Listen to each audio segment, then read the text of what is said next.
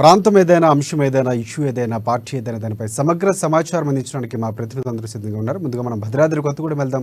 అక్కడ మా ప్రతినిధి శ్రీనివాసరావు మనకు అందుబాటులో ఉన్నారు. ప్రధానంగా చూసుకుంటే భద్రాద్రి జిల్లాలో మట్టిపాలవుతున్నాయి విలువైనటువంటి కలప సంపద. ప్రధానంగా ఏజెన్సీ ప్రాంతం కావడంతో అక్కడ ఎక్కువగా కలప సంపద లభ్యమయ్యేటువంటి అవకాశం ఉంటుంది. సో దాన్ని పూర్తిగా అధికారులు వినియోగించుకోవడంలో అక్కడ నిర్లక్ష్యం వహిస్తున్నటువంటి పరిస్థితి కనిపిస్తుంది. ఫారెస్ట్ అధికారుల నిర్లక్ష్యంతో వృధాగా అయిపోతున్నటువంటి పరిస్థితి కనిపిస్తుంది. వానకు తడిచి ఎండకు ఎండి పూర్తిగా అది చెదలబట్టి పోయినటువంటి పరిస్థితి కనిపిస్తుంది కలప సంపద. దీనికి సంబంధించి దాదాపుగా ₹1,00,000 విలువైనటువంటి కలప మట్టిపాలు అవుతున్నటువంటి పరిస్థితి కనిపిస్తుంది. అయినా కూడా అధికారులు చెల్లడం లేదు, పట్టించుకున్నట్టు వైనం కనిపిస్తుంది.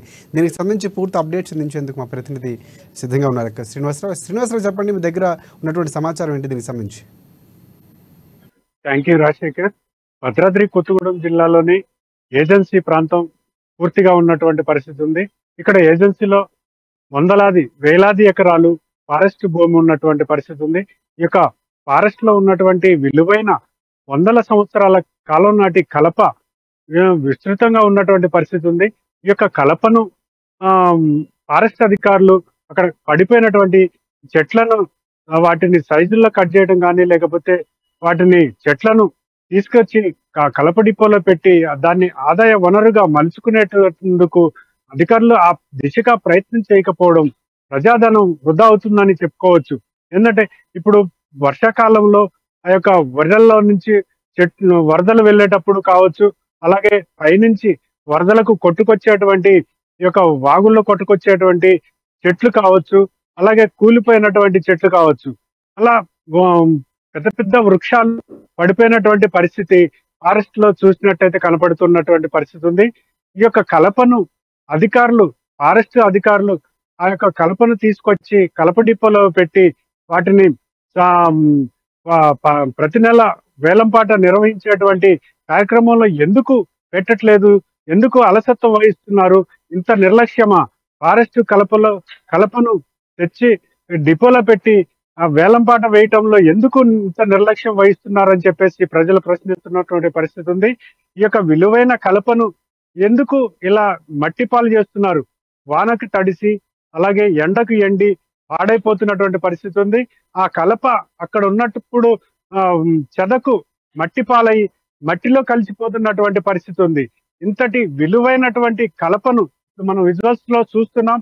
గత వర్షాకాలం అప్పుడు దమ్మపేట నుంచి ఈ యొక్క పాల్వంచ వరకు, ములకలపల్లి వరకు ఉన్నటువంటి అడవిలో ఏదైతే ఉందో ఆ యొక్క కలప వర్షాలకు రోడ్లకు అడ్డంగా పడిపోయినటువంటి పరిస్థితి ఉంది. ఆ యొక్క కలప సైజుల్లో కట్ చేసి రోడ్డు పక్కనే వదిలేశారు. అంటే వాటిని తీసుకురావడంలో ఎందుకు ఇంత నిర్లక్ష్యం వహించారు? వాటిని ఎవరైనా అంటే కలప దొంగలు దాన్ని తీసుకెళ్ళినట్టయితే అవి దొంగల పాలయ్యేటువంటి పరిస్థితి కూడా ఉంది. ఇంతటి విలువైన కలపను ఆ యొక్క అధికారులు, సంబంధిత ఫారెస్ట్ అధికారులు, ఆ యొక్క బీట్ ఆఫీసర్ నుంచి, అలాగే రేంజర్ స్థాయి నుంచి, అలాగే డిఎఫ్ఓ వరకు, ఎఫ్డిఓ అంటే ఫారెస్ట్ డివిజనల్ ఆఫీసర్ కావచ్చు, డిస్ట్రిక్ట్ ఫారెస్ట్ ఆఫీసర్ కావచ్చు, వీళ్ళు రోడ్లమ్మటి వెళ్తున్నప్పుడు, ప్రధాన రహదారులమ్మటి ఇంత విలువైన కలప వేస్ట్ గా పడి ఉన్నప్పటికీ, అది కలప చదపట్టి మట్టిలో కలిసిపోతున్నప్పటికీ కూడా ఎందుకు ఇంత నిర్లక్ష్యం వహిస్తున్నారు?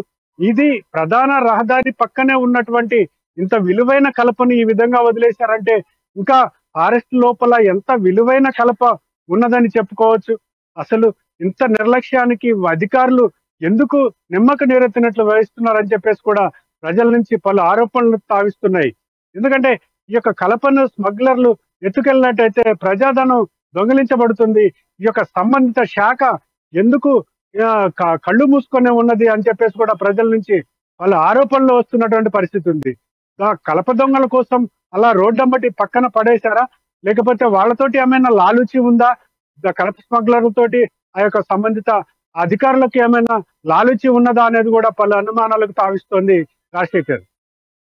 అన్నట్లు ప్రధానంగా వృక్ష సంపదను కాపాడాల్సినటువంటి ఫారెస్ట్ అధికారులు ప్రధానంగా ఏదైతే ఎక్కువ ఏళ్ళు అయిన తర్వాత వృక్ష సంపద ఆటోమేటిక్గా పడిపోయినటువంటి పరిస్థితి, దాన్ని సంరక్షించాల్సిన అవసరం, దాన్ని ఆదాయ వనరులుగా మార్చాల్సిన అవసరం ఉన్నటువంటి పరిస్థితుల్లో సో పూర్తిగా ఎందుకు నిర్లక్ష్యం వహిస్తున్నారు అనేది కూడా వివరించినటువంటి పరిస్థితి ఏమైనా కనిపిస్తుంది? దీని నష్టం ఎంతవరకు ఉండే అవకాశం కనిపిస్తుంది? మనకేమైనా అలాంటి డీటెయిల్స్ ఏమైనా ఉన్నాయా?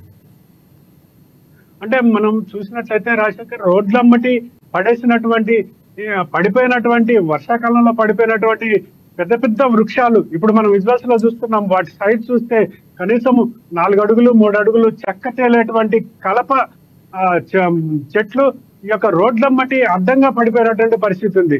రహదారిపై ట్రాఫిక్ నిలిచిపోయినప్పుడు ఈ యొక్క చెట్లను సైజులుగా కట్ చేసి అక్కడే వదిలేసినటువంటి పరిస్థితి ఉంది. అంటే ఇన్ని నెలలైనా కూడా వర్షాకాలం పోయింది, చలికాలం పోయింది, వేసవికాలం వచ్చింది. అంటే ఇన్ని నెలలైనా కూడా ఫారెస్ట్ అధికారులు వర్షాకాలంలో పడిపోయినటువంటి చెట్లను రోడ్లమ్మటి ఉన్న వాటినే ఈ యొక్క ఆదాయ వనరుగా మర్చుకోలేకపోతున్నటువంటి చేతగానటువంటి పరిస్థితుల్లో ఆ యొక్క శాఖ ఎందుకు ఉన్నదనేది కూడా ప్రజలకు పలు అనుమానాలకు తావిస్తుంది. ఇంతటి విలువైన కలపను ఇలా అధికారులు ఎందుకు వదిలేశారు? ఎవరైనా వాళ్ళ ఇళ్లలో ఉన్నటువంటి ఏదైనా ఒక వస్తువు వృధాగా పడుందంటే వాళ్ళు అలాగే వదిలేస్తారా? వాళ్ళ సొమ్ములైతే అలాగే వదిలేస్తారా? ప్రజాధనం కాబట్టే కదా ఇంత నిర్లక్ష్యం వహిస్తున్నదని చెప్పేసి కూడా ప్రజల నుంచి ఆరోపణలు వస్తున్నటువంటి నేపథ్యం ఉంది. ఈ నేపథ్యంలోనే ఈ యొక్క అధికారులు ఆ ఫారెస్ట్ లో ఉన్నటువంటి చెట్లను ఎలా కాపాడగలుగుతారనేది కూడా ప్రజల్లో ఉత్పన్న అవుతున్నటువంటి ప్రశ్నలు. రాజశేఖర్, ఎస్ శ్రీనివాస్, మరొక అంశం ప్రధానంగా చూసుకుంటే ఇంతవరకు గతంలో ఎప్పుడైనా వేలంపాట ఇలాంటి కలపకు సంబంధించి వేసినటువంటి అధికారులు సందర్భాలు ఉన్నాయా? సో ఇప్పుడు మాత్రం నిర్లక్ష్యం వహిస్తున్నటువంటి పరిస్థితి కనిపిస్తుందా? ఇది నిర్లక్ష్యం అనేది ఎప్పటి నుంచి కొనసాగుతున్నటువంటి పరిస్థితి? గతంలో ఎప్పుడైనా వేలంపాట వేసి దాన్ని ఆర్థిక వనరుగా మార్చే ప్రయత్నం గతంలో జరిగిన సందర్భాలు ఉన్నాయి? అంటే భద్రాద్రి కొత్తగూడెం జిల్లాలో ఉన్నటువంటి చెక్ పోస్టుల వద్ద కావచ్చు, పట్టుకున్న వాహనాలు కావచ్చు, అలాగే వాళ్ళు పెట్రోలింగ్ నిర్వహిస్తున్నప్పుడు కావచ్చు, వాళ్ళ పర్యవేక్షణలో ఎక్కడైనా కలప స్వాధీనం చేసుకున్నట్లయితే ఈ యొక్క కలపను ప్రభుత్వ కలప డిపోలకు తరలించి అక్కడ ప్రతి నెల ఒక తారీఖు పెట్టుకొని ఆ తారీఖున వీళ్ళు కలప పాటను నిర్వహించేటువంటి పరిస్థితి ఉంటుంది. అలాగే పాల్వంచలో 10వ తారీఖు పెడుతున్నారు, అలాగే భద్రాచలం ఉంది, అలాగే ఇంకా దమ్మపేటలో అశ్వరావుపేటలో ఉన్నది. అలాగే ఈ యొక్క జిల్లాలో ఉన్నటువంటి కలప డిపోలకు ఆయా పరిధిలో ఉన్నటువంటి ఫారెస్ట్ లో వేస్ట్ గా పడున్నటువంటి కలపను కూడా ఆయా డిపోలకు తరలించి వేలంపాట నిర్వహించినట్టయితే ఫారెస్ట్ కు ఎంతో కొంత ఆదాయ వనరుగా మారేటువంటి అవకాశం ఉంటుంది. లేకపోతే ఈ యొక్క కలప విలువైన కలప లక్షలాది రూపాయలు కలప విలువైనటువంటిది ఈ యొక్క మట్టి పాలయ్యి చెదలు పట్టి మెత్తి పాలయ్యేటువంటి పరిస్థితి ఉంటుంది. ఇంతటి నిర్లక్ష్యం ఎందుకు ఉంటుంది?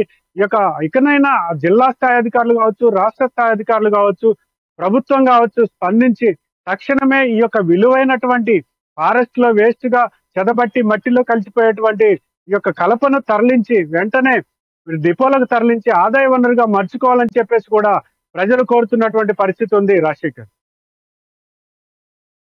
అసలు మనం కూడా కోరుకుందాం. ఈరోజు రిపోర్టర్స్ టైంలో చర్చించిన అంశం ప్రధానంగా అధికారుల దృష్టికి వెళ్ళాలి. వాళ్ళు స్పందించి అక్కడ ఏదైతే సంపదగా ఉన్నటువంటి అటవీ సంపదను పూర్తిగా సంరక్షించే విధంగా చర్యలు తీసుకుంటూనే వృధాగా కాకుండా దాన్ని ఆదాయ వనరుగా మార్చేలాగా చర్యలు తీసుకోవాలని కోరుకుందాం. నెక్స్ట్ మనం ఆదిలాబాద్ వెళ్దాం. ఆదిలాబాద్లో మా రీజనల్ కోఆర్డినేటర్ సత్యనారాయణ మనకు అందుబాటులో ఉన్నారు. ప్రధానంగా ఈరోజు 10వ తరగతి పరీక్షలు మొదలైనటువంటి పరిస్థితి కనిపిస్తుంది. ఆదిలాబాద్లో ప్రశాంతంగా ముగిసింది ఎస్ఎస్సీ ఎగ్జామ్. జిల్లా వ్యాప్తంగా 53 పరీక్షా కేంద్రాలు నిర్వహించినటువంటి పరిస్థితి. అలాగే నిమిషం నిబంధన ఎత్తివేతతో చాలా వరకు విద్యార్థులకు ఊరట కలిగినటువంటి అంశం. ఇక జిల్లా వ్యాప్తంగా 10,511 మంది విద్యార్థులు ఈరోజు పరీక్ష రాసినటువంటి పరిస్థితి, పరీక్షకు హాజరైనటువంటి పరిస్థితి కనిపిస్తుంది. ఎస్, దీనికి సంబంధించి పూర్తి అప్డేట్స్ అందిస్తారు. ఎస్ చెప్పండి సత్యనారాయణ. Rajasekhar, good evening. అయితే రాష్ట్ర వ్యాప్తంగా ప్రారంభమైనటువంటి ఒక 10వ తరగతి పరీక్షల్లో ఆదిలాబాద్ జిల్లా కేంద్రంలో పరీక్షలకు సంబంధించి జిల్లా అధికారులు అయితే పూర్తిగా అన్ని ఏర్పాట్లు కూడా చేశారు. అయితే ఈ మండు వేసవి కాలం కాబట్టి ఇక్కడ ఆదిలాబాద్ లో ఉష్ణోగ్రతలు ఇప్పటికే 40 డిగ్రీలు దాటిపోవడంతో విద్యార్థులకు అవసరమైనటువంటి ఒక ఏవైతే త్రాగునీటికి సంబంధించి అలాగే పరీక్షా కేంద్రాల్లో ఫ్యాన్లు గాని ఇలా ఇతరత్ర సౌకర్యాలన్నీ కూడా జిల్లా అధికారులు అయితే పూర్తి చేశారు. ఓవరాల్ గా జిల్లా కేంద్రంలో 53 పరీక్షా కేంద్రాలని అధికారులు అయితే ఏర్పాటు చేశారు. అందులో మొత్తంగా 10,511 మంది అంటే వొకేషనల్ కోర్స్ అన్ని కలుపుకొని ఈ రోజు మాత్రం 10,402 మంది విద్యార్థులు పరీక్షకు హాజరు కావాల్సి ఉండే, కానీ 35 మంది విద్యార్థులు వివిధ కారణాల వల్ల ఈ రోజు పరీక్షకు గైర్హాజరైనటువంటి ఒక పరిస్థితి కనబడుతోంది. అయితే గత ఇంటర్మీడియట్ పరీక్షల్లో ఏదైతే నిమిషం నిబంధన అనేటటువంటి ఒక నిబంధన ఏదైతే ఉందో దాని వల్ల చాలా మంది విద్యార్థులు ఆ నిమిషం నిబంధన కారణంగా ఒక ఆ విద్యా సంవత్సరాన్ని కోల్పోయినటువంటి ఒక పరిస్థితి మనకు కనబడుతుంది. పరీక్ష రాయలేకపోయినటువంటి ఒక విద్యార్థులు ఆవేదన వ్యక్తం చేశారు. కొంతమంది అయితే విద్యార్థులు మనస్తాపం చెంది ఆత్మహత్య చేసుకున్నటువంటి ఒక ఘటనలు కూడా మనం గతంలో చూసాం. అయితే ఇప్పుడు అలాంటి వాటికి తావివ్వకుండా అధికారులు అయితే నిమిషం నిబంధన అనేటటువంటిది ఎత్తేసారు. 5 నిమిషాల వరకు కూడా విద్యార్థులు హాజరు కావలసినటువంటి ఒక నిబంధన ఉంది. అయితే దాదాపుగా 10వ తరగతి విద్యార్థులందరూ కూడా పరీక్షా కేంద్రాలకు ఎలాంటి టెన్షన్స్ లేకుండా ముందస్తుగానే జిల్లా కేంద్రాలకు ఆయా పరీక్షా కేంద్రాలకు సెంటర్లకు చేరుకున్నారు. ఉదయం 9:30 నుంచి మధ్యాహ్నం 12:30 వరకు ఆయా పరీక్షా కేంద్రాల్లో విద్యార్థులందరూ కూడా ఏదైతే మొదటి ఫస్ట్ లాంగ్వేజ్ సంబంధించి తెలుగు, ఇక్కడ ఉన్నటువంటి యొక్క ఉర్దూ, తెలుగు, హిందీ, మరాఠీ భాషల్లో విద్యార్థులు బాగా రాశారు. అయితే విద్యార్థులందరికీ కూడా అసెంబ్లీ ఇన్ఛార్జ్ కంది శ్రీనివాసరెడ్డి ఆల్ ది బెస్ట్ అంటూ శుభాకాంక్షలు కూడా సామాజిక మాధ్యమాల్లో ఆయన విద్యార్థులకి శుభాకాంక్షలు కూడా తెలపడం జరిగింది. అలాగే విద్యార్థులు కూడా చక్కగా అంటే ఓవరాల్ గా సంవత్సరం పాటు చదువుకున్నటువంటి ఒక అంతా కూడా చక్కగా వాటిని పునరుచ్చరణ చేసుకొని పరీక్ష రాసినట్టుగా విద్యార్థులు కూడా మనతో చెప్పారు. పేపర్ చాలా బాగా వచ్చిందని, అలాగే ఎలాంటి టెన్షన్ లేకుండా మొదటి ఫస్ట్ లాంగ్వేజ్ అయితే చక్కగా రాసినట్టుగా విద్యార్థులు కూడా చెప్తున్నారు. ఇక ఏదైతే గత కరోనా సమయంలో పరీక్షలు అంటే 10వ తరగతి పరీక్ష అంటే విద్యార్థులకు ఒక రకమైనటువంటి ఒక భయం ఏర్పడేది. ఎందుకంటే గతంలో ఒక్కొక్క పరీక్ష 2 పేపర్లు ఉండేవి, పేపర్ 1, పేపర్ 2 అని. కానీ గత కరోనా నుంచి ఓవరాల్ గా 11 పేపర్లు తీసేసి కేవలం 7 పేపర్లు మాత్రమే ఏర్పాటు చేస్తున్నట్టుగా మనకు సమాచారం అందింది. అయితే దాంతో విద్యార్థులకు కొంత సౌలభ్యం అనేటటువంటిది ఏర్పడింది. ఎందుకంటే 11 పేపర్లు రాయాలంటే ఒక రకంగా 14 ఏళ్ల వయసులో ఉన్నటువంటి ఒక విద్యార్థులపై వెను భారంగా అప్పట్లో ఉండేది. కానీ కరోనా పుణ్యమా అని చెప్పేసి ఆ నిబంధన ఎత్తేసి ఆ తర్వాత కేవలం ఒక సైన్స్ సబ్జెక్ట్ కు మాత్రం 2 పేపర్లు, మిగతా అన్ని కూడా ఒక్కొక్క పేపరే ఉండడంతో విద్యార్థుల్లో అయితే అప్పట్లో హర్షం వ్యక్తం చేశారు. కాకపోతే గత సంవత్సరం ఏదైతే ఆ సైన్స్ పరీక్ష ఉందో ఆ సైన్స్ పరీక్షను అంటే biological science and physical science ఈ 2 ఒకే రోజు నిర్వహించడంతో కూడా విద్యార్థులు గతంలో ఇబ్బంది పడినటువంటి ఒక పరిస్థితి ఏర్పడ్డది. ఎందుకంటే వరుసగా 4 గంటల పాటు పరీక్షా కేంద్రాల్లోనే కూర్చోవలసి రావడంతో విద్యార్థులు కాస్త ఇబ్బంది పడినటువంటి ఒక పరిస్థితి. దాన్ని దృష్టిలో పెట్టుకొని ఈ సంవత్సరం మాత్రం ఆ పరీక్షను ఏదైతే సైన్స్ పరీక్ష ఉందో బయాలజికల్ సైన్స్ ఆ తర్వాత ఫిజికల్ సైన్స్ ఈ 2 కూడా 2 రోజుల్లో ఏర్పాటు చేయడం అనేటువంటిది విద్యార్థులకైతే సంతోషాన్ని కలిగిస్తుంది. అలా అటు విద్యార్థి సంఘాలు, ఉపాధ్యాయ సంఘాలు కూడా దీని పట్ల హర్షం వ్యక్తం చేశాయి. ఎందుకంటే విద్యార్థులకి ఎలాంటి ఇబ్బంది లేకుండా, ఎలాంటి మానసిక ఒత్తిడి లేకుండా ఉన్నట్టయితేనే పరీక్షల ద్వారా బాగా రాసేటువంటి ఒక పరిస్థితి. ఎందుకంటే 10వ తరగతి పరీక్షలు అంటే ఇది ఒక రకమైనటువంటి ఒక తొలి మెట్టుగా భావిస్తారు విద్యార్థులు. ఎందుకంటే ఇక్కడ నుంచి వాళ్ళ యొక్క ఉన్నత చదువులకి ఒక బీజం అనేటటువంటిది పడేది 10వ తరగతి నుంచి. కాబట్టి 10వ తరగతి పరీక్ష అనేది ఇటు పేరెంట్స్ లో, తల్లిదండ్రుల్లో, విద్యార్థుల్లో ఆ తర్వాత అందరిలో కూడా ఒక రకమైన ఉత్కంఠ కలిగిస్తుంది. దాంతోనే ఒక రకమైనటువంటి ఒక మానసిక ఒత్తిడి కూడా విద్యార్థుల్లో ఉంటుందని చెప్పేసి సైకాలజిస్ట్ చెప్తున్నారు. ఎందుకంటే పరీక్షలు, మార్కులు, మంచి మార్కులు రావాలని ఒక ఒత్తిడి, ఆ తర్వాత స్కూళ్లలో ఉండేటటువంటి ఒక ఏదైతే తీవ్రమైనటువంటి ఒక ఒత్తిడి అంటే ఏంటంటే ఒక పునశ్చరణ రిపీట్ చేసేటటువంటిది, అంటే బట్టి పట్టించే విధానం చాలా సాధారణంగా చాలా స్కూళ్లలో మనకు కనబడుతుంది. అలా బట్టి ధోరణి వల్ల కొంతమంది విద్యార్థులు ఒక ప్రశ్నకు ఒక జవాబు అనేటటువంటిది పూర్తిగా దాని పట్ల ప్రిపేర్ అయి క్లాస్ లో ఎగ్జామ్ సెంటర్ లోకి వెళ్తారు. కానీ ఎగ్జామ్ లో కనుక క్వశ్చన్ కాస్త తిప్పించినట్టయితే మాత్రం ఆన్సర్ రాయలేని పరిస్థితి విద్యార్థుల్లో చాలా మందిలో నెలకొంటుండేది. ఎందుకంటే ఆ విధమైనటువంటి ఒక బట్టి ఇప్పటికి కూడా కొన్ని స్కూళ్లలో బట్టి పద్ధతి అయితే నడుస్తుంది. దీనివల్ల విద్యార్థుల్లో ఒక రకమైనటువంటి ఒక అంటే ఏదైతే సబ్జెక్టు నాలెడ్జ్ ఉంటుంది కానీ మిగతా నాలెడ్జ్ అనేటటువంటిది విద్యార్థులు ఉండకపోవచ్చు అని చెప్పేసి కూడా కొంతమంది విద్యావేత్తలు భావిస్తున్నారు. అంటే పరీక్ష అనేటటువంటిది ఏదుందో ఒక రకమైన విద్యార్థి యొక్క మనసు మీద ఒక ప్రభావం చూపిస్తుంది. కాబట్టి ఖచ్చితంగా దానికి సంబంధించి విద్యార్థి యొక్క మైండ్ సెట్, అలాగే వాతావరణం, ఆ తర్వాత అక్కడ ఉన్నటువంటి ఒక స్కూల్లో ఉన్నటువంటి ఒక పరిస్థితులు ఇవన్నీ చక్కగా ఉన్నప్పుడే విద్యార్థి ఆ పరీక్షను బాగా రాసేటటువంటి ఒక పరిస్థితి మనకు కనబడుతుంది. సో ఇప్పుడు హైదరాబాద్ లో సాధారణంగా అధికారులు అయితే పూర్తి ఏర్పాటు చేశారు. ఎస్ ఇంకోటి ప్రధానంగా అంటే రవాణాకు సంబంధించి ఎలాంటి సౌకర్యాలు చేసినటువంటి ఆర్టీసీ కల్పించినటువంటి పరిస్థితి కనిపిస్తుంది. ఎందుకంటే మీరు అన్నట్టు మొదటి మెట్టుగా చెప్పుకోవచ్చు, 10 ఏళ్ళు చదివినటువంటి మొట్టమొదటి పబ్లిక్ పరీక్షగా విద్యార్థులు ఎదుర్కొన్నటువంటి పరిస్థితి ఉంటుంది. సో ఇక్కడ మరొక అంశం ఏ సెట్ వచ్చినటువంటి పరిస్థితి కనిపిస్తుంది. ఎస్ఎస్సికి సంబంధించినటువంటి ఎగ్జామ్స్లో ఏ సెట్ విడుదల చేసింది, ఏ సెట్లో ఈరోజు ఎగ్జామ్ రాసినటువంటి పరిస్థితి, ఏమైనా డీటెయిల్స్ ఉన్నాయి మనకి? అయితే విద్యార్థులకు ఏదైతే రవాణాకు సంబంధించి మాత్రం, ఎందుకంటే ఇది 9:30కు ఎగ్జామ్ ఉండడంతో ఆల్రెడీ కొంతమంది అంటే మారుమూల గ్రామాల నుంచి వచ్చినటువంటి విద్యార్థులు, అంటే కొన్ని మండల కేంద్రాల్లో కూడా పరీక్ష సెంటర్లు ఉంటాయి కాబట్టి ఆదిలాబాద్ కేంద్రం వరకు రావాల్సినటువంటి అవసరం లేదు. ఏవైతే ఉన్నత పాఠశాలలు ఉంటాయో అక్కడ కూడా సెంటర్లు ఏర్పాటు చేసినటువంటి పరిస్థితి కాబట్టి విద్యార్థులకు రవాణాకు సంబంధించి మాత్రం ఎలాంటి ఇబ్బంది ఉండకపోవచ్చు. ఎందుకంటే వాళ్ళందరూ కూడా తగిన సమయానికే పరీక్ష కేంద్రం చేరుకుంటారు. అయితే టీ సెట్ అంటే ఇక్కడ 01T 0102 UK అనేటటువంటి యొక్క వాటికి సంబంధించి తెలుగు, హిందీ, మరాఠీ, ఉర్దూ ఈ భాషల్లో ఇక్కడికి ప్రశ్న పత్రాలు రావడం జరిగింది. అయితే గతంలో వచ్చినటువంటి ఒక అనుభవాల్ని దృష్టిలో పెట్టుకుని ఈసారి మాత్రం జిల్లా అధికారులు పకడ్బందీ చర్యలు తీసుకున్నారు. ఎందుకంటే గత సంవత్సరం ఒక విషయం మనకు విదితమే, ఏదైతే ప్రశ్న పత్రాలు తీసుకొచ్చేటప్పుడు ఆటో నుంచి కింద పడిపోయినటువంటి ఒక పరిస్థితి నెలకొన్నది. కాబట్టి అలాంటి ఏవైతే గతంలో జరిగినటువంటి ఒక లోపాలు, జరిగినటువంటి ఒక పొరపాట్లు తిరిగి పునరావృతం కాకుండా మాత్రం జిల్లా అధికారులు అయితే ఈసారి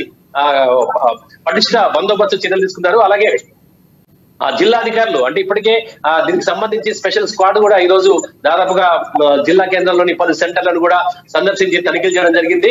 విద్యార్థులందరూ కూడా ఆ తర్వాత ఎలాంటి మాస్ కాపీయింగ్ కు అవకాశం లేకుండా కూడా ఆ దగ్గరలో ఉన్నటువంటి అంటే ఆ ఎగ్జామ్ సెంటర్స్ ఏవైతే ఉన్నాయో ఎగ్జామ్ సెంటర్లకు దగ్గరలో ఉన్నటువంటి ఒక జిరాక్స్ సెంటర్లు అన్నింటినీ కూడా అధికారులు మూసివేయించారు. ఎగ్జామ్ స్టార్ట్ అయినప్పటి నుంచి పూర్తయ్యేంత వరకు. అలాగే ప్రతి సెంటర్ వద్ద కూడా 144 సెక్షన్ అనేటటువంటి నిబంధన విధించారు. దాంతో ఎలాంటి అల్లర్లు కానీ తర్వాత గొడవలు కానీ జరగకుండా ఉండేందుకు అంటే ప్రశాంతమైనటువంటి ఒక వాతావరణంలో పరీక్ష జరిగేందుకు అవకాశం కల్పించేలా జిల్లా యంత్రాంగం మాత్రం పూర్తి బందోబస్తు, పటిష్ట భద్రతా చర్యలు మాత్రం ఈ యొక్క పరీక్ష సంబంధించి చేపట్టింది. Rajasekhar. Right. Thanks for updates Satyanarayana. Next మనం మెదక్ వెళ్దాం. మెదక్లో మా ప్రతినిధి సునీల్ మనకు అందుబాటులో ఉన్నారు. ప్రధానంగా సంగారెడ్డి జిల్లాలో ఎంపీ ఎన్నికల సమరం మొదలైనటువంటి పరిస్థితి కనిపిస్తుంది. జహీరాబాద్ పార్లమెంటు స్థానానికి ప్రధాన పార్టీలన్నీ కూడా సిద్ధమవుతున్నటువంటి పరిస్థితి. అభ్యర్థులు ప్రకటించిన కాంగ్రెస్ పార్టీకి సంబంధించి కానీ బీఆర్ఎస్ పార్టీ, బీజేపీ పార్టీలు ప్రకటించాయి. సో దీంతో ఎన్నికల ప్రచారం కానీ లేకపోతే వాడివేడిగా విమర్శలు చేసుకోవడం కూడా పెరిగినటువంటి పరిస్థితి. కాంగ్రెస్ పార్టీ నుంచి సురేష్ షెట్కర్ ఉన్నటువంటి పరిస్థితి, బీజేపీ నుంచి ఎంపీ బీబీ పాటిల్ ఆయన పార్టీ మారి కూడా అక్కడ టికెట్ కైవసం చేసుకున్నారు. అలాగే బీఆర్ఎస్ నుంచి గాలి అనిల్ కుమార్ను ఆయా పార్టీలు ప్రకటించినటువంటి పరిస్థితి కనిపిస్తుంది. సో దీనికి సంబంధించి పూర్తి అప్డేట్స్ ఎలా ఉంది ప్రచారం, దీనికి సంబంధించి పూర్తి అప్డేట్స్ ఏంటి చెప్పండి సునీల్. సంగారెడ్డి జిల్లాలో ఒక నియోజకవర్గం జహీరాబాద్ పార్లమెంట్ నియోజకవర్గం ఉంది. ఈ నేపథ్యంలో ఇప్పటికే ప్రధాన పార్టీలు అయినటువంటి బీజేపీ, బీఆర్ఎస్, కాంగ్రెస్ పార్టీలు తమ అభ్యర్థులను ప్రకటించినటువంటి పరిస్థితి ఉంది. కాంగ్రెస్ నుంచి చూసుకున్నట్లయితే ఆయన మాజీ ఎంపీ, జహీరాబాద్ పార్లమెంట్ నుంచే ఆయన గతంలో పనిచేశారు. ఇప్పుడు మాజీ ఎంపీగా ఉన్నారు. ఆయన కాంగ్రెస్ పార్టీ టికెట్ దక్కించుకున్నారు మళ్ళొకసారి అని చెప్పవచ్చు. మరోవైపు బీజేపీ నుంచి బీబీ పాటిల్ ప్రస్తుతమైన బీఆర్ఎస్ నుంచి బీజేపీ పార్టీలోకి చేరారు. బీఆర్ఎస్ నుంచి 2 సార్లు ఆయన ఎంపీగా ఇదే జహీరాబాద్ పార్లమెంట్ నుంచి ప్రాతినిధ్యం వహించారు. ప్రస్తుతం కూడా ఆయన ఎంపీగా కొనసాగుతున్నటువంటి పరిస్థితి. ఆయన టికెట్ బీజేపీ నుంచి తెచ్చుకున్నారు. బీఆర్ఎస్ పార్టీని వీడిన రెండో రోజు ఆయనకు టికెట్ వచ్చినటువంటి పరిస్థితి ఉంది. అయితే ప్రస్తుతం బీఆర్ఎస్ పార్టీ నుంచి గాలి అనిల్ కుమార్ గతంలో మెదక్ పార్లమెంట్ స్థానానికి ఆయన ఎంపీ అభ్యర్థిగా పోటీ చేసినటువంటి పరిస్థితి ఉంది. అదే ప్రస్తుతం ఆయనను మెదక్ జహీరాబాద్ బరిలో దింపినటువంటి పరిస్థితి ఉంది. ఆయన గాలి అనిల్ కుమార్ సుపరిచిత నాయకులు సంగారెడ్డి అదేవిధంగా మెదక్ జిల్లాలో. అయితే ఆయన గతంలో కూడా తెలంగాణ ఉద్యమంలో కూడా కీలకంగా పనిచేసినటువంటి పరిస్థితి ఉంది. రాజకీయ అనుభవం కూడా ఉంది. ఆయన పటాన్చెరు నియోజకవర్గం చెందినటువంటి నాయకుడు. అయితే జహీరాబాద్ లో కూడా ఆయన విస్తృతంగా పర్యటిస్తున్నటువంటి పరిస్థితి ఉంది. ఆయన నారాయణఖేడ్ లో మాజీ ఎమ్మెల్యేతో కూడా ఆయన సమావేశమైనటువంటి పరిస్థితి. అక్కడ కార్యకర్తలతో కూడా సమావేశం అయ్యారు. భూపాల్ రెడ్డి మాజీ ఎంపీతో కూడా ఆయన మాట్లాడారు. అదేవిధంగా అక్కడ కార్యకర్తల సమావేశం నిర్వహించారు. అనంతరం ఆయన జహీరాబాద్ లో ఇటీవల బీఆర్ఎస్ ఎమ్మెల్సీ కవిత అరెస్ట్ అనంతరం కూడా నిర్వహించిన ఆందోళన కార్యక్రమాల్లో జహీరాబాద్ ఎమ్మెల్యే మాణిక్రావుతో కలిసి కూడా ఆందోళన కార్యక్రమంలో పాల్గొనడం జరిగింది గాలి అనిల్ కుమార్. అదేవిధంగా బీఆర్ఎస్ నుంచి బీజేపీలో చేరి టికెట్ దక్కించుకున్నటువంటి బీబీ పాటిల్ కూడా అడపాదడపా జహీరాబాద్ పర్యటిస్తున్నటువంటి పరిస్థితి ఉంది. కార్యకర్తలు సమావేశం అవుతున్నటువంటి పరిస్థితి ఉంది. అయితే బీజేపీలో వర్గపోరు ఒక ఇంత తలనొప్పిగా మారింది బీబీ పాటిల్ అని చెప్పవచ్చు. ఎందుకంటే ఇప్పటికే 3 నుంచి 4 వర్గాలుగా విడిపోయినటువంటి పరిస్థితి ఉంది బీజేపీలో ఉన్నటువంటి నాయకులు. ఈ నేపథ్యంలో కొందరు మద్దతు ఇస్తున్నప్పటికీ కూడా బీబీ పాటిల్ కి కొందరు మాత్రం దూరంగా ఉన్నారు. ఆయన నిర్వహిస్తున్న సమావేశాలకు కూడా అసమ్మతి బీజేపీ నేతలు మాత్రం రాని పరిస్థితి ఉంది. అదేవిధంగా కాంగ్రెస్ పార్టీ ఎంపీ అభ్యర్థి సురేష్ షెట్కర్ అయితే ఇప్పటివరకు అయితే ఆయన ఎలాంటి ప్రచార కార్యక్రమాలు కానీ నిర్వహించినటువంటి పరిస్థితి ఉంది. టికెట్ ప్రకటించినప్పటికీ కూడా ఆయన ఇప్పటివరకైతే నియోజకవర్గంలో పర్యటించినటువంటి పరిస్థితి ఉంది. కేవలం ఆయన సొంత నియోజకవర్గమైనటువంటి సొంత ప్రాంతమైన నారాయణఖేడ్ లో మాత్రం ఆయన ఇప్పటికీ ఒక సమావేశం నిర్వహించినట్టుగా మనకు తెలుస్తున్నప్పటికీ కూడా చురుకుగా మాత్రం బీఆర్ఎస్ అభ్యర్థి గాలి అనిల్ కుమార్ పర్యటిస్తున్నారు. గెలిపే లక్ష్యంగా కూడా ఆయన తిరుగుతున్నటువంటి పరిస్థితి ఉంది. ప్రతి కార్యకర్తను ఆయన కలుస్తున్నారు, ప్రతి నాయకుడిని కలుస్తున్నారు. తనకు మద్దతు ఇచ్చి గెలిపించాలని చెప్పి కూడా బీఆర్ఎస్ పార్టీ నాయకులు, కార్యకర్తలు, అభిమానులు కాకుండా బీఆర్ఎస్ పార్టీకి సంబంధించి ఇంతకుముందు తెలంగాణ ఉద్యమంలో క్రియాశీలకంగా పాల్గొని ప్రస్తుతం స్తబ్దుగా ఉన్న నాయకులను కూడా కలుస్తున్నారు. ఖచ్చితంగా తనకు మద్దతు ఇవ్వాలని చెప్తా ఉన్నారు. అయితే అన్ని ప్రధాన పార్టీలు కూడా బీసీ సామాజిక వర్గానికి చెందినటువంటి నాయకులనే, నేతలనే అభ్యర్థులుగా ప్రకటించిన నేపథ్యంలో బీసీ ఓట్లు కీలకంగా ఉన్నటువంటి జైరాబాద్ నియోజకవర్గంలో బీసీ ఓట్లు చీలే అవకాశం ఉందని చెప్పి కూడా రాజకీయ విశ్లేషకులు అభిప్రాయపడుతున్నప్పటికీ కూడా గాలి అనిల్ కుమార్ బీఆర్ఎస్ నాయకులు ఆయన విస్తృతంగా పర్యటిస్తున్నారు. ఆయన టికెట్ సీఎం కేసీఆర్ ఇచ్చిన మరుసటి రోజు నుంచి ఆయన నియోజకవర్గంలో చుట్టేస్తున్నటువంటి పరిస్థితి ఉంది. జైరాబాద్ నియోజకవర్గం మొత్తాన్ని కూడా ఆయన ఇప్పటికే చాలా దఫాలుగా పర్యటించారు, కార్యక్రమాలు నిర్వహిస్తున్నారు. తాజాగా ఈ రోజు కూడా నారాయణఖేడ్ నియోజకవర్గంలో వీరప్ప జాతరలో కూడా పాల్గొన్నటువంటి పరిస్థితి ఉంది.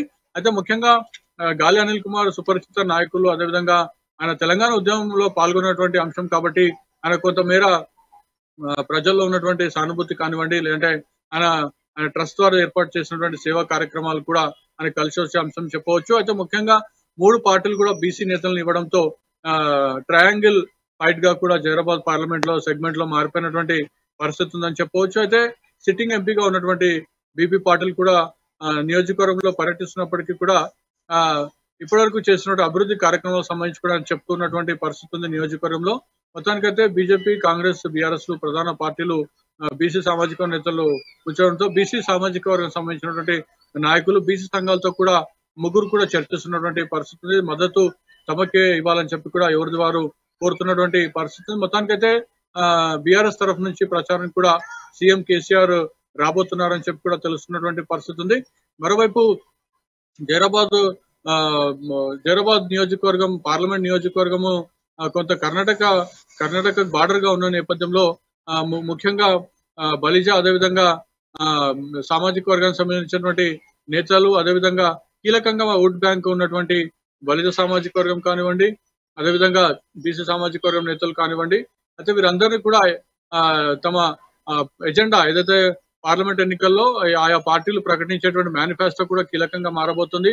ఎందుకంటే కొన్ని అంశాలకు సంబంధించి కూడా ఏ పార్టీ ఎలాంటి మేనిఫెస్టోని ప్రకటిస్తుంది, అందులో బీసీ సామాజిక వర్గానికి ఎట్లాంటి లబ్ధి చేకూరుతుంది అనేది కూడా కీలకంగా మారినటువంటి అంశం ఉంది. మొత్తానికైతే జైరాబాద్ సెగ్మెంట్ అయితే ప్రస్తుతం అయితే రాజకీయ వేడి, అదేవిధంగా ఎంపీ ఎన్నికల వేడి అయితే మొదలైపోయిందని చెప్పవచ్చు. ప్రధాన పార్టీలు అయితే ఇప్పటికే అభ్యర్థులను ప్రకటించేశాయి కాబట్టి ఇంకా మిగిలింది మాత్రం కేవలం ప్రచారం, అదేవిధంగా ఎన్నికలు మాత్రమే మిగిలిన నేపథ్యంలో ఎన్నికల నోటిఫికేషన్ సంబంధించి కూడా తేదీలు ప్రకటించిన నేపథ్యంలో ఇప్పటికే అభ్యర్థులు ప్రచార బరిలో, అదేవిధంగా ప్రచార సామాగ్రి, ఎన్నికల వ్యూహాలు కూడా సిద్ధం చేసుకున్నటువంటి పరిస్థితి ఉంది. అయితే ముఖ్యంగా మనం చెప్పుకోవాల్సిందైతే గాలి అనిల్ కుమార్ అయితే విస్తృతంగా పర్యటిస్తున్నారు. ఆయన ప్రతినిత్యం కూడా నియోజకవర్గం అంటే జైరాబాద్ పార్లమెంట్ లోని వచ్చే అసెంబ్లీ సెగ్మెంట్ నియోజకవర్గంలో ఏదో ఒక మండల కేంద్రంలో అయితే ఆయన పర్యటిస్తున్నటువంటి పరిస్థితి మనకు స్పష్టంగా కనిపిస్తుంది. Rajasekhar, thanks for updates Sunil.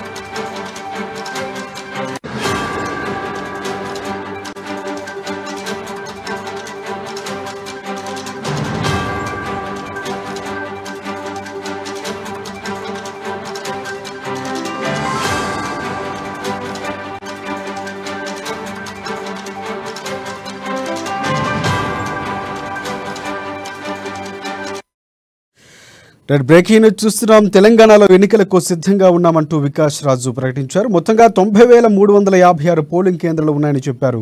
Cantonment ఉప ఎన్నిక కోసం ఏర్పాట్లు పూర్తి చేసినట్లు, ఇప్పటికే ఎన్నికల సిబ్బందికి ట్రైనింగ్ ఇచ్చామని, సమస్యాత్మక ప్రాంతాల్లో పటిష్ట భద్రత, 50,000 కంటే ఎక్కువ నగదు తీసుకెళ్తే సరైన పత్రాలు చూపాలని, నిబంధనలకు లోబడే ప్రచారం చేసుకోవాలని సీఓ వికాస్ రాజు తెలిపారు. ఇక ఈసారి కొత్త సాఫ్ట్వేర్ ద్వారా పోస్టల్ ఓటింగ్, అలాగే సివిజిల్ యాప్ ద్వారా లేదా 1950 ఫిర్యాదులు చేయవచ్చని వికాస్ రాజు చెప్పారు. రద్దీ ప్రాంతాల్లో రోడ్ షోలకు అనుమతి లేదని, షెడ్యూల్ ప్రకారం మహబూబ్ నగర్ ఎమ్మెల్సీ ఎన్నిక ఉంటుందని చెప్పారు. ఆర్వో వద్ద పోస్టల్ బ్యాలెట్ ప్రింటింగ్ ఉంటుందని వివరించారు వికాస్ రాజ్. ఇక జంచలగూడలో ఈవీఎం బ్యాలెట్ పేపర్ల ప్రింటింగ్ ఉంటుందని చెప్పారు. గత ఏడాది 2.09 లక్షల మంది పోస్టల్ హోమ్ ఓటింగ్ జరిగిందని, రాష్ట్రంలో 85 ఏళ్లు దాటిన వృద్ధులు 1.85 లక్షల మంది ఉన్నారని వివరించారు. ఇక 85 ఏళ్లు నిండిన వారికి హోమ్ ఓటింగ్ ఉంటుందని, రాష్ట్రంలో దివ్యాంగ ఓటర్లు 5.26 లక్షల మంది ఉన్నట్లు వికాస్ రాజ్ వెల్లడించారు. ఇక ఇంటి వద్ద ఓటింగ్ కోసం ఫారం డి పంపిణీ చేయాలని చెప్పాం. ఇక నామినేషన్ల ఉపసంహరణ తర్వాత 3-4 రోజుల్లో హోమ్ ఓటింగ్ ఉంటుందని వికాస్ రాజ్ వెల్లడించారు.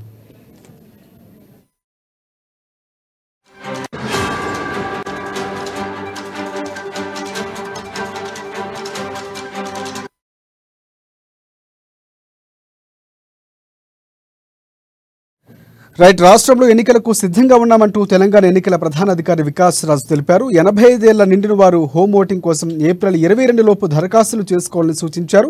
మరో 3 రోజుల్లో హోమ్ ఓటింగ్ దరఖాస్తుల స్వీకారం మొదలవుతుందన్నారు. ఇక కంటోన్మెంట్ ఉప ఎన్నిక కోసం ఏర్పాట్లు పూర్తి చేశామని వెల్లడించారు ఆయన. రాష్ట్రంలో మొత్తంగా 90,000 పోలింగ్ కేంద్రాలు ఉన్నాయని వెల్లడించారు ఈసీ. దీనికి సంబంధించి పూర్తి అప్డేట్స్ ఇచ్చేందుకు మా హైదరాబాద్ బ్యూరో ప్రణయ్ మనకి అందుబాటులో ఉన్నారు లైవ్ ద్వారా. చెప్పండి ప్రణయ్, ప్రధానంగా ఎన్నికల నగారా మోగిన తర్వాత పూర్తి స్థాయిలో పూర్తిగా ప్రభుత్వాల బాధ్యత కాకుండా ఈసీదే ఉన్నటువంటి పరిస్థితి కనిపిస్తుంది. పరిపాలనకు సంబంధించి పూర్తిగా ఎన్నికల ఏర్పాట్లు ఎలా జరుగుతున్నాయి, ఈసీ ప్రధానంగా చెప్పినటువంటి అంశాలు ఏంటి, దీనికి సంబంధించి పూర్తి అప్డేట్స్ ఏంటి? Thank you Rajasekhar. తెలంగాణ రాష్ట్ర పార్లమెంట్ ఎన్నికలకు సంబంధించి పూర్తి స్థాయిలో కూడా ఈసీ వికాస్ రాజ్ పూర్తి స్థాయిలో కూడా పర్యవేక్షిస్తూ ఉన్నారు. ఉన్నతాధికారులతో పాటుగా జిల్లా కలెక్టర్లతో కూడా సమావేశం నిర్వహిస్తున్న సిచ్యువేషన్స్ కనబడుతూ ఉన్నాయి. ప్రధానంగా లోక్సభ ఎన్నికలతో పాటుగా ఏదైతే మొన్న సికింద్రాబాద్ కంటోన్మెంట్కి సంబంధించినటువంటి రహస్య మరణంతో మళ్ళీ అక్కడ మరొక బై ఎలక్షన్ రాబోతున్న నేపథ్యంలో ఆ బై ఎలక్షన్స్ కూడా ఏదైతే షెడ్యూల్ ప్రకారం, ఏదైతే పార్లమెంట్ ఎన్నికల షెడ్యూల్ ప్రకారంగానే అదే రోజు కూడా ఈ యొక్క ఎలక్షన్ కూడా ఉంటుంది అంటూ కూడా అధికారులు చెప్తున్న సిచ్యువేషన్స్ కనబడతా ఉన్నాయి. అయితే ఇప్పటి వరకు కూడా పార్లమెంట్కి సంబంధించిన దాంట్లో 17 పార్లమెంట్ సెగ్మెంట్లకు సంబంధించిన దాంట్లో పూర్తి స్థాయిలో కూడా అన్ని ఏర్పాట్లను సిద్ధం చేస్తూ ఉన్నాం. రాష్ట్ర వ్యాప్తంగా 90,353 పోలింగ్ కేంద్రాలను కూడా ఏర్పాటు చేయడం జరుగుతూ ఉంది. అంతేకాకుండా వేసవి సమయాల్లో ఈ యొక్క పోలింగ్ జరగబోతా ఉన్న నేపథ్యంలో పూర్తి స్థాయిలో పోలింగ్ కేంద్రాల వద్ద కూడా భద్రతా పెంపుతో పాటుగా కావాల్సినటువంటి వసతులను కూడా ఏర్పాటు చేయబోతా ఉన్నాం. సమస్యాత్మక ప్రాంతాల్లో ఉన్నటువంటి కేంద్రాల వద్ద కూడా పూర్తి స్థాయిలో బందోబస్తులను ఏర్పాటు చేస్తూ ఉన్నాం. దాంతోపాటుగా గతంలో ఏదైతే అసెంబ్లీ ఎన్నికల నేపథ్యంలో కూడా బ్యాలెట్కి సంబంధించి కావచ్చు, అదే 80 సంవత్సరాలు దాటిన వాళ్ళకి ఫోన్ ఓటింగ్ని కూడా ఏర్పాటు చేయడం జరిగింది. దీనికి సంబంధించిన ప్రక్రియ పార్లమెంట్ ఎన్నికల్లో కూడా తీసుకురాబోతున్నాం అంటూ కూడా ఈసీ చెప్తా ఉన్న సిచ్యువేషన్స్ కనబడుతున్నాయి. వికాస్ రాజ్ చెప్తున్న సిచ్యువేషన్స్ కనబడతా ఉన్నాయి.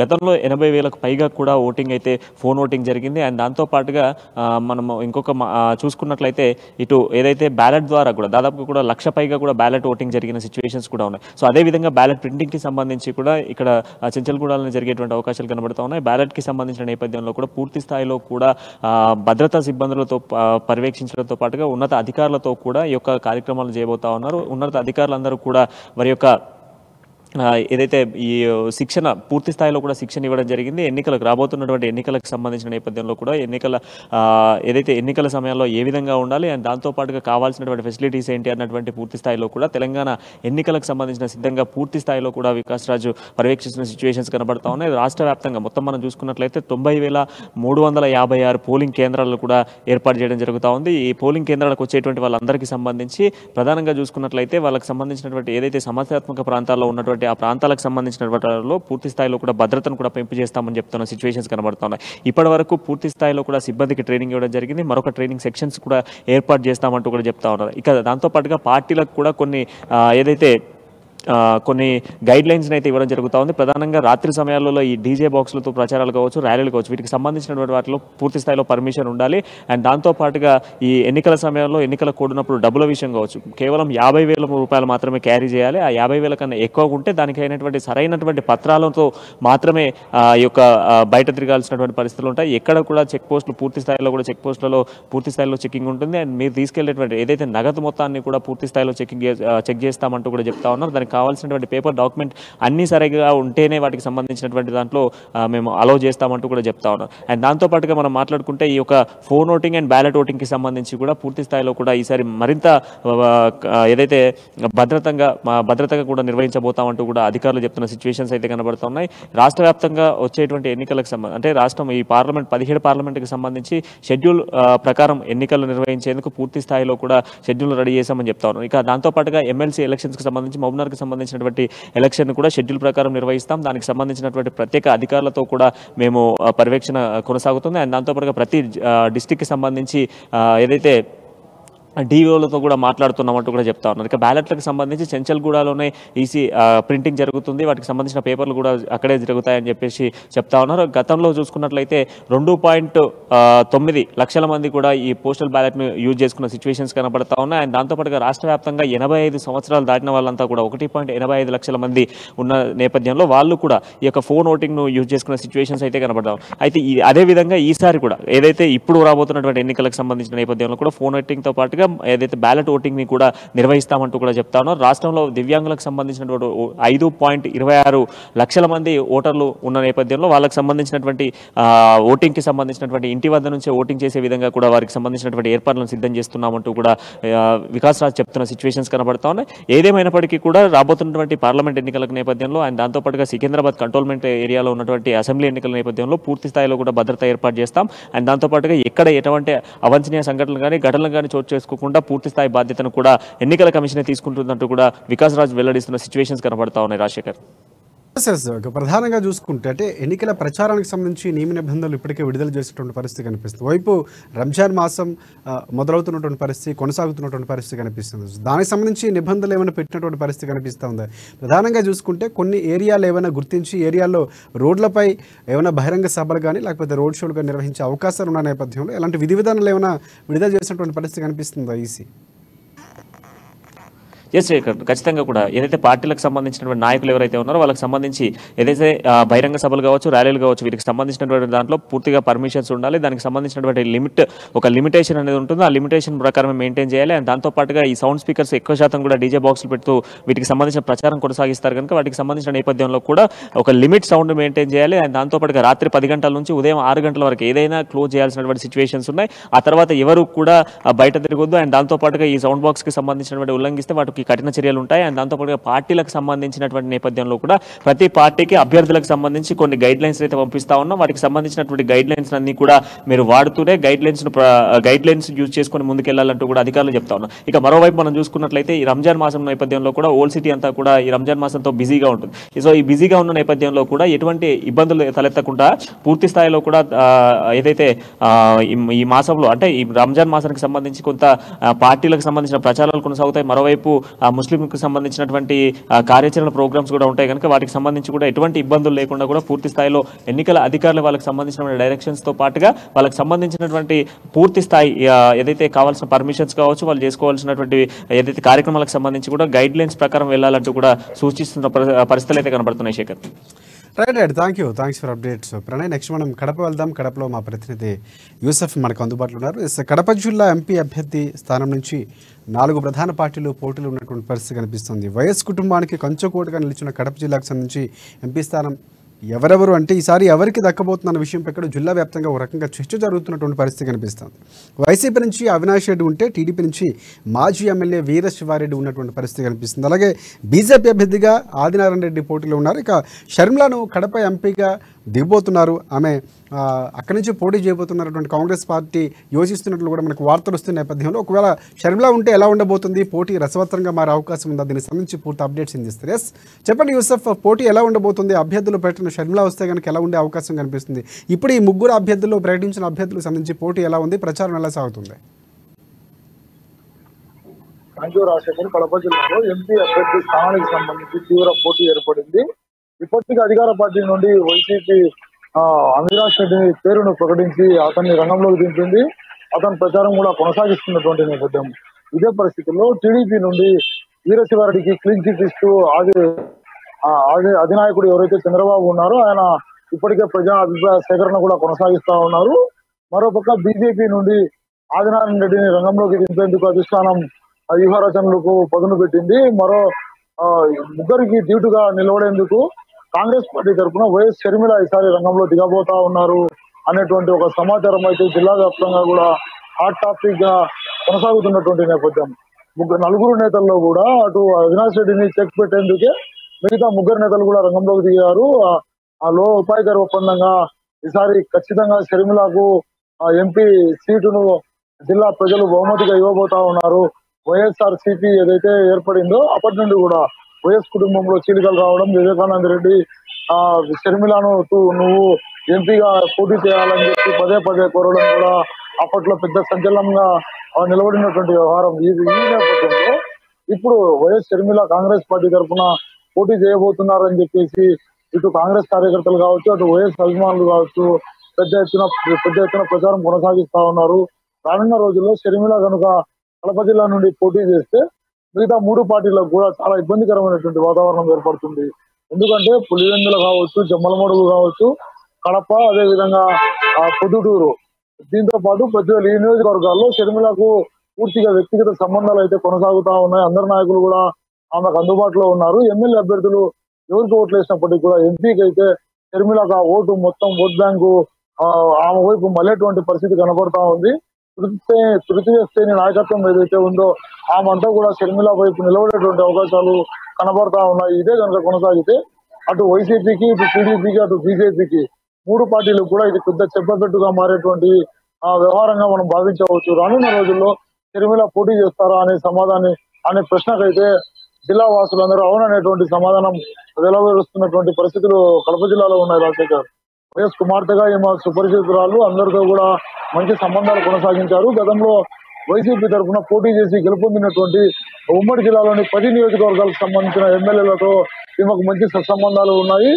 ఆ ఎమ్మెల్యే క్యాడర్ల కింద ఉన్నటువంటి తృతీయ నాయకత్వం ఏదైతే ఉందో అందరూ కూడా షర్మిలను ఆప్యాయంగా పలకరిస్తారు, ఆదరిస్తారు. వారందరూ కూడా ఈమె ఎంపీ అభ్యర్థిగా పోటీ చేస్తే ఈమెకు మద్దతు ఇచ్చేటువంటి అవకాశాలు అయితే చాలా ఎక్కువగా కనపడతా ఉన్నాయి జిల్లాలో. ఈ ప్రజలందరూ కూడా అదే విధంగా భావిస్తా ఉన్నారు. రానున్న రోజుల్లో ఇదే పందా కనుక కొనసాగి షర్మిల ఇక్కడ నుండి పోటీ చేస్తే మాత్రం గెలుపు అనేది తథ్యంగా భావించవచ్చు. రాజశేఖర్ ఎస్ఎస్ యూసఫ్ మీరు అన్నట్లు పూర్తిగా షర్మిలాకి అవకాశాలు ఉన్నటువంటి పరిస్థితి కనిపిస్తుంది. దాదాపుగా పూర్తి స్థాయిలో చూసుకుంటే అక్కడ వైఎస్ వివేకానంద రెడ్డి కూతురికి సంబంధించి కూడా ఆమె గతంలో వైసీపీ పార్టీకి సంబంధించి కొన్ని విమర్శలు ఈ మధ్యన చేస్తున్నటువంటి పరిస్థితి, షర్మిలాకి సపోర్ట్ చేస్తున్నటువంటి పరిస్థితి కనిపిస్తూ ఉంది. సో కాంగ్రెస్ పార్టీకి సంబంధించి షర్మిల ఎన్నికల బరిలో దిగితే కనుక మొదటి ఎన్నికగా చెప్పుకోవచ్చు. ఆమె ఇంతవరకు కూడా ఓన్లీ ప్రచారం చేసినటువంటి పరిస్థితి, ప్రజా సంకల్ప యాత్రలు గతంలో అన్నకి సపోర్ట్గా చేసి ఆమె ఓన్లీ పాదయాత్రలు చేసినటువంటి పరిస్థితి. కానీ ఈసారి మొట్టమొదటిసారిగా ఎన్నికల బరిలో ఉండబోతున్నారు. అది ఒక ఏపీసీసీగా ఉన్నటువంటి పరిస్థితి. సో పూర్తి స్థాయిలో అక్కడ ఉన్నటువంటి పరిస్థితి అంటే ఎంతవరకు అవకాశం ఉన్నటువంటి పరిస్థితి కనిపిస్తుంది, పోటీలో దిగే అవకాశాలు ఎంతవరకు ఉన్నాయి, దగ్గర ఉన్నటువంటి సమాచారం ఏంటి? అందుకు అనుగుణంగానే కాంగ్రెస్ అధిష్టానం అయితే ఓ నిర్ణయం తీసుకుంది. టోటల్ గా అటు తెలంగాణ ముఖ్యమంత్రి రేవంత్ రెడ్డి కావచ్చు, ఇప్పుడు కర్ణాటక నుంచి ఉప ముఖ్యమంత్రి డికే శివకుమార్ కావచ్చు, వీరిద్దరు కూడా ఏపీలో ఈ ప్రచార పర్వంపరాన్ని కొనసాగించబోతా ఉన్నారు. వైఎస్ కుమార్తెగా షర్మిలను ఆదరించండి, మా పార్టీ కూడా మాకు పూర్తిగా మద్దతుగా ఉంటుంది, మీకు కావాల్సినటువంటి సహాయ సహకారాలు తాము అందిస్తాము, మీరు అందరూ కూడా ఒకసారి షర్మిలకు అవకాశం కల్పించండి అని చెప్పి పదే పదే కోరుతా ఉన్నారు. రాయలసీమ ప్రాంతంలో డికే శివకుమార్ కు సంబంధించి మంచి బంధుత్వం కూడా కలిగి ఉన్నారు. ఆయన కూడా ఈసారి రాయలసీమ ప్రాంతం నుండి కాంగ్రెస్ క్యాంపెయినర్ గా బరిలో నిలవనున్నారు. వీరందరూ కూడా షర్మిలకు మద్దతు ఇచ్చి కడప జిల్లాలో ఉన్నటువంటి నాయకత్వాన్ని అంత ఏకతాటిపైకి తీసుకొచ్చి రానున్న రోజుల్లో ఖచ్చితంగా ఆమె మీద ఒత్తిడైనా సరే చేసి ఆమెను ఎంపీ అభ్యర్థిగా నిలబెట్టి ఇక్కడ నుండి గెలుపొందించిన తర్వాతనే రాష్ట్రానికి ఓ మంచి సవాలు ఇస్తూ తాము కూడా పోటీలో ఉంటాం, గెలుపొందుతామని చెప్పి ఓ భరోసా అయితే కాంగ్రెస్ కార్యకర్తలకు ఇవ్వాలనేటువంటి వ్యూహరచనలో కాంగ్రెస్ అధిష్టానం అయితే ఉన్నట్లు వార్తలు వెలువడతా ఉన్నాయి. ఇదే కనుక కొనసాగితే అటు కోస్తాంధ్రలో సీఎం రేవంత్ రెడ్డికి సంబంధించి అతని కూతురు భర్త ఎవరైతే ఉన్నారో అతని బంధుత్వం కూడా అతని మేనరికం కూడా చాలా వరకు అక్కడ పనిచేస్తుందని చెప్పేసి కాంగ్రెస్ పార్టీ భావిస్తా ఉంది. రాయలసీమ వ్యాప్తంగా కూడా ఇటు బళ్ళారి కావచ్చు, ఈ ప్రాంతాల్లో అనంతపురము, పులివెందుల, కడప ఈ ప్రాంతాల్లో పూర్తిగా కూడా డికే శివకుమార్ కు మంచి బంధుత్వం ఉంది. వ్యాపార రీత్యా అందరితో కూడా సత్సంబంధాలు ఉన్నాయి. కర్ణాటకలో ఎవరైతే పెట్టుబడులు పెట్టారో వారందరూ కూడా ఏపీలో కాంగ్రెస్ కు సహకరిస్తారు. ఈసారి కాంగ్రెస్ పార్టీ కూడా ఇక్కడ నుండి పుంజుకునేటువంటి పరంపరలో భాగంగానే కడప జిల్లా నుండి మొట్టమొదటిగా బోడీని ప్రారంభించాలి. వైఎస్ కుటుంబం నుండి అది కూడా ప్రారంభం కావాలనేది కాంగ్రెస్ కాన్సెప్ట్ గా కనబడతా ఉంది. అందులో భాగంగానే షర్మిలను కడప ఎంపీగా ఖచ్చితంగా ఆ బరిలో నింపాలనేటువంటి ధీమాతో కాంగ్రెస్ ముందు కొనసాగుతున్నటువంటి పరిస్థితిగా భావిస్తా ఉన్నారు జిల్లా ప్రజలు అని చెప్పి తెలుస్తా ఉంది. రాజశేఖర్.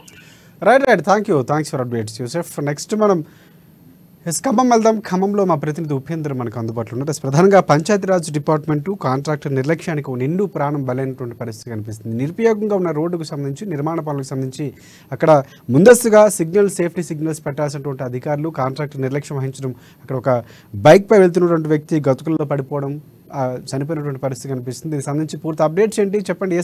ఉపేంద్ర, అక్కడ ఉన్నటువంటి పరిస్థితి ఏంటి? సో ప్రధానంగా నిర్లక్ష్యం ప్రమాదానికి గల కారణాలు ఏంటి? దీనికి సంబంధించి పూర్తి అప్డేట్స్ ఏంటి? ఏనుకూరు మండలం బురదరాఘవపురం వద్ద అర్ధరాత్రి ఒక దారుణం చోటు చేసుకుంది.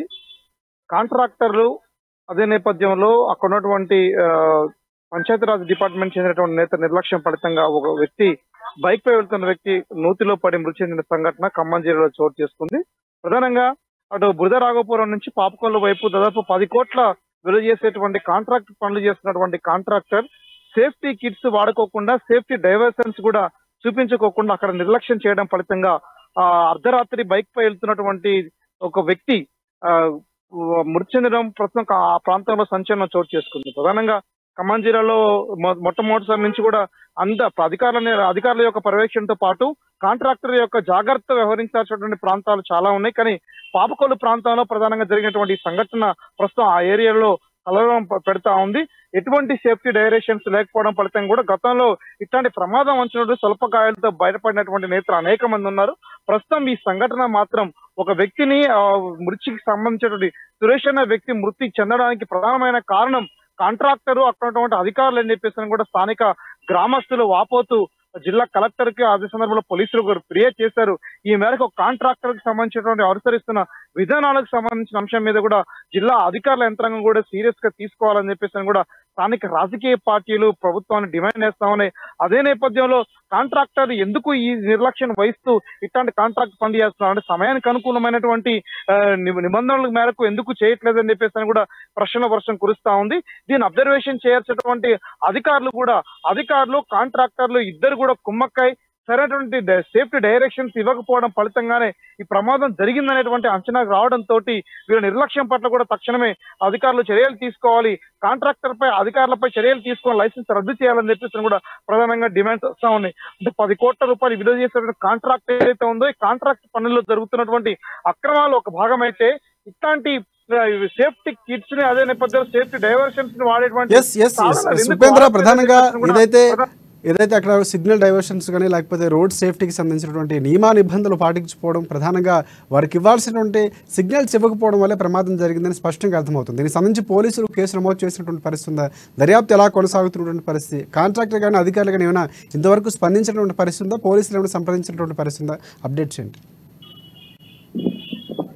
ఎస్ రాజశేఖర్, కాంట్రాక్టర్ కి సంబంధించినటువంటి అక్కడ స్థానిక గ్రామస్తులు అధికారులకు ఫిర్యాదు చేయడంతో వెంటనే ఏనుకూరు పోలీసులు రంగప్రవేశం చేసి అక్కడ పూర్తిస్థాయి విచారణ జరిపించారు. అక్కడ ప్రధానమైనటువంటి కారణం ఏంటనేది పరిశీలించారు. ఈ నేపథ్యంలో సేఫ్టీ సాధనాలు ఉపయోగించకపోవడం ఫలితంగానే ఈ ప్రమాదం జరిగిందని చెప్పేసి కూడా కీలకంగా ఒక ప్రస్తుతం ప్రైమరీలో ఆ ఎంక్వైరీ తెలియదు. దీని ఫలితంగానే కాంట్రాక్టర్ మీద యాక్షన్ తీసుకునే దిశగా అడుగులు వేయాలని చెప్పేసి కూడా ఆ రకమైన కేసు నమోదు చేశారు. దీంతో పాటు అక్కడ ఉన్నటువంటి రోడ్డు యొక్క నిబంధనలు ఎందుకు పాటించట్లేదు, రోడ్డు నిర్మాణానికి సంబంధించిన అంశాలలో ఎందుకు జాగ్రత్తలు తీసుకోవడం లేదు, ఈ పనుల నిర్లక్ష్యం ఎందుకు జరుగుతా ఉందనే కోణంలో కూడా ఉన్నత అధికారులు కూడా ప్రధానంగా పరిశీలిస్తా ఉన్నారు. అందుకు అవసరమైనటువంటి అంటే ప్రస్తుతం గ్రామ పంచాయతీ సర్పంచ్లు ఎవరు అబ్జర్వేషన్ లేకపోవడంతో పాటు అక్కడ స్థానిక సంస్థల ప్రజాప్రతినిధి కూడా లేకపోవడంతో అక్కడ ఉన్నటువంటి ప్రధానమైనటువంటి లోపాన్ని కూడా పరిశీలించే ప్రయత్నం చేస్తా ఉన్నారు. పంచాయత్ సెక్రటరీ కూడా ఆ రకమైన ఎందుకు అబ్జర్వేషన్ చేయలేకపోయారు, ఉన్నతాధికారులకు ఎందుకు చేయలేకపోయారనే అంశాల గురించి కూడా ఆ ఉన్నతాధికారులు పరిశీలిస్తా ఉన్నారు. ఈ నిర్లక్ష్యానికి కారణమైనటువంటి కాంట్రాక్టర్ పై అదే నేపథ్యంలో ఉన్నటువంటి ప్రధానమైనటువంటి ఒక పంచాయత్ సెక్రటరీ ఇతర నేతలపై కూడా ప్రధానంగా అక్కడ కుటుంబ సభ్యులందరూ కూడా ఫిర్యాదు చేసే నేపథ్యం కూడా ఖమ్మం జిల్లాలో కనబడతా ఉంది. ఇదే కనుక జరుగుతాయి కాంట్రాక్టర్ లైసెన్స్ రద్దు చేసి right thanks for updates Upendra. Next మనం వరంగల్ వెళ్దాం. వరంగల్లో మా ప్రతినిధి స్వామి మనకు అందుబాటులో ఉన్నారు. ప్రధానంగా వరంగల్కి సంబంధించి వరంగల్కు 5 చైర్మన్ పదవులు, అలాగే ప్రభుత్వం ఏర్పడిన నాటి నుంచి నామినేటెడ్ పదవులు భర్తీకి ఎటకేలకు పూర్తయినటువంటి పరిస్థితి కనిపిస్తుంది. తెలంగాణ రాష్ట్రంలో 37 చైర్మన్ పదవుల్లో ఉమ్మడి వరంగల్ జిల్లాకు 4 స్టేట్ చైర్మన్ పదవులు వచ్చినటువంటి పరిస్థితి కనిపిస్తుంది. దీనికి సంబంధించి పూర్తి అప్డేట్స్ ఏంటి చెప్పండి స్వామి.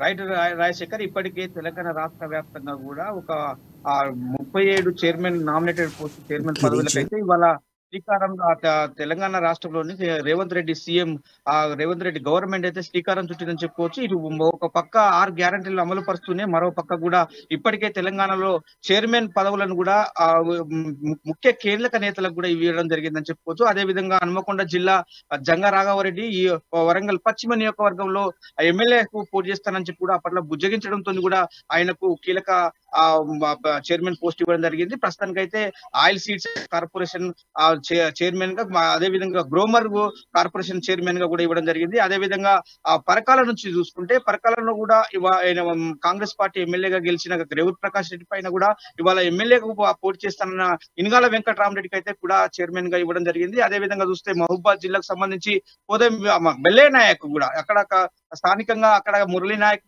నాయక్ తో పాటు కూడా ఒక కీలక నేతగా వ్యవహరిస్తున్న బెల్లే నాయక్ అయితే ప్రస్తుతానికైతే అతనికి కూడా గిరిజన అంటే శాఖకు సంబంధించిన గిరిజన కార్పొరేషన్ ఫైనాన్స్ చైర్మన్ గా ఇవ్వడం జరిగింది. అదే విధంగా చూసుకుంటే మాజీ ఎమ్మెల్యే పోతే మీరయ్య కూడా అతనికి కూడా ఫారెస్ట్ డెవలప్మెంట్ చైర్మన్ కూడా ఇవ్వడం జరిగింది. అదే విధంగా మరో అంటే భూపాలపల్లికి సంబంధించిన అయితే ప్రకాష్ రెడ్డి కూడా ప్రమోషన్ కార్పొరేషన్ చైర్మన్ గా కూడా ఇవ్వడం జరిగింది.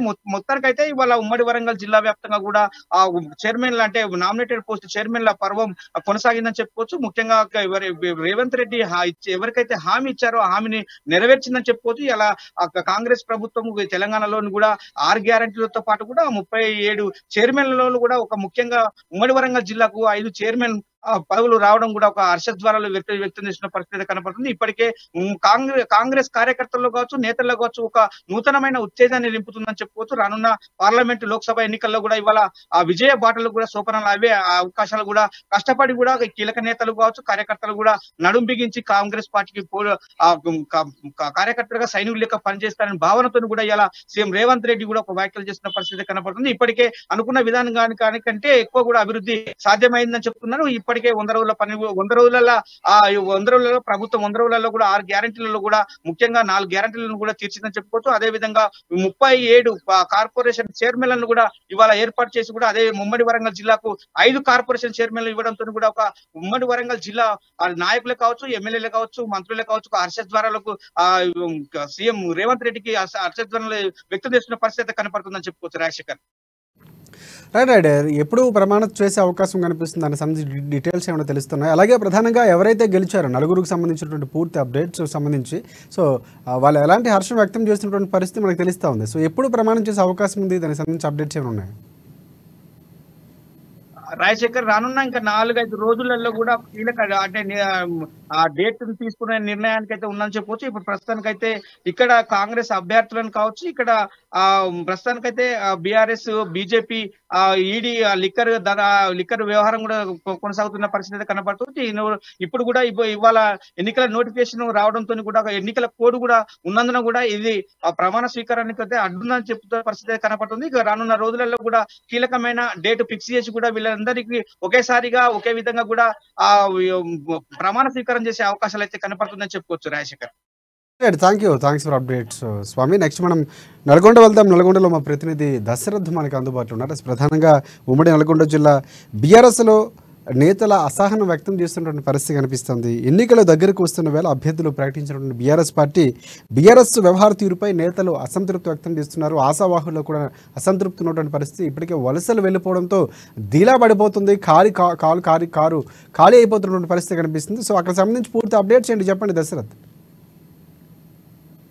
Thank you Rajasekhar.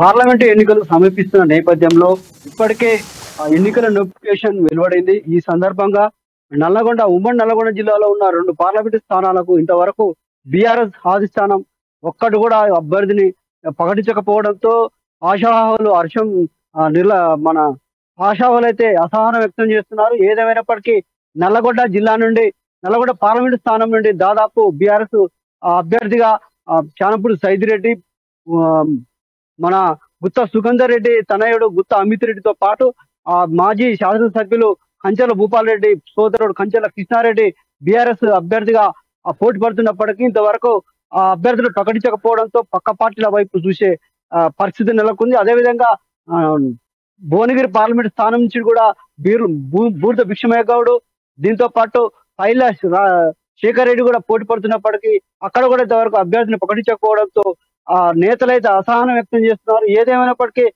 ఎన్నికలు రోజుకు దగ్గర పడుతున్నప్పటికీ బీఆర్ఎస్ అభ్యర్థులను ఇంతవరకు ప్రకటించకపోవడంతో నాయకులు కార్యకర్తలు పెద్ద ఎత్తున మరి అసహనం వ్యక్తం చేస్తున్నట్టు తెలుస్తుంది.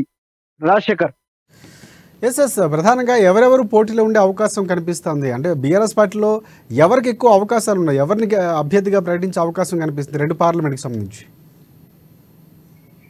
ఏదైతే నల్లగొండ పార్లమెంటు స్థానం నుంచి చూస్తే ముఖ్యంగా ఏదైతే మాజీ శాసనసభ్యులు కంచెల భూపాల్ రెడ్డి ఉన్నారో వారి సోదరుడు కంచెల కృష్ణారెడ్డికి ఇచ్చే అవకాశాలు అయితే ఎక్కువ కనిపిస్తున్నాయి. అదేవిధంగా భువనగిరి పార్లమెంటు స్థానం నుంచి దాదాపుగా బూర్ద భిక్షమయ్య గౌడ్ పేరును ప్రకటించే అవకాశం ఉన్నప్పటికీ ఇంతవరకు మరి అది ప్రకటించకపోవడంతో కొంత నాయకుల కార్యకర్తల మధ్యన కొద్దిగా లోపం ఏర్పడి అసహనం వ్యక్తం చేస్తున్నారని తెలుస్తుంది.